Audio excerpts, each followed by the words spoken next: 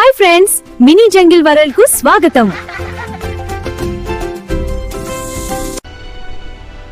అనగనగా ఒక పెద్ద దట్టమైన అడవి. ఆ అడవిలో ఒక భయంకరమైన చాలా బలమైన సింహం ఉండేది. అది రోజు ఎన్నో జంతువులను వేటాడి తినేసేది. పాపం, అడవిలోని జంతువులన్నీ ఎప్పుడైనా తమ ప్రాణాలు పోతాయేమో అని భయంతో వణికిపోతూ జీవించేవి.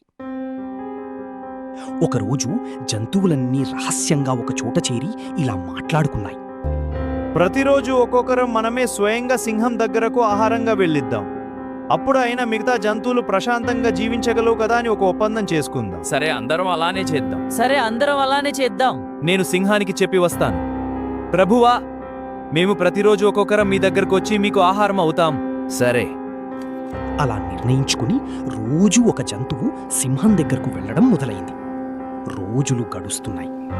ఒకరోజు మన బుజ్జి కుందేలు వంతు వచ్చింది. ఆ కుందేలు చాలా తెలివైనది.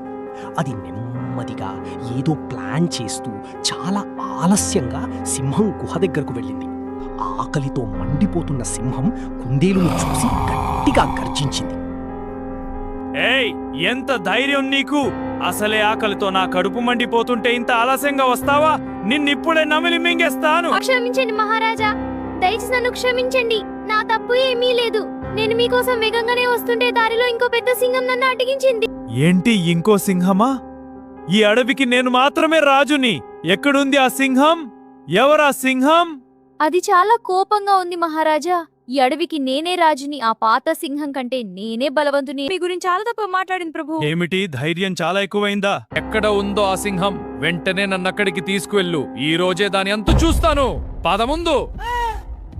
అప్పుడు మన తెలివైన కుందేలు సింహాన్ని ఒక పాడుబడ్డ పెద్ద బావి దగ్గరకు తీసుకువెళ్ళింది.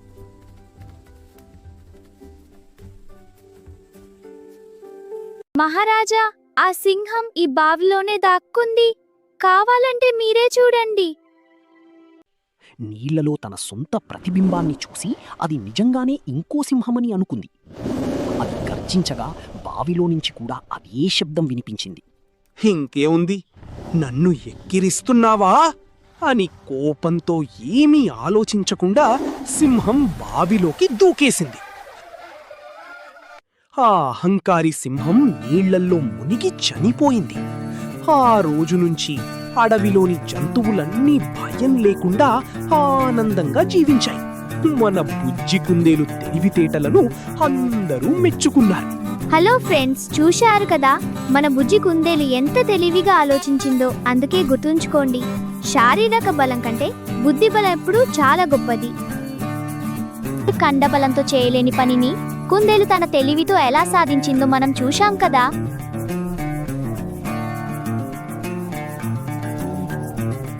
ఫ్రెండ్స్, మన వీడియోలను చూస్తున్నారు కానీ 90% మంది సబ్స్క్రైబ్ అనే చూస్తున్నారు.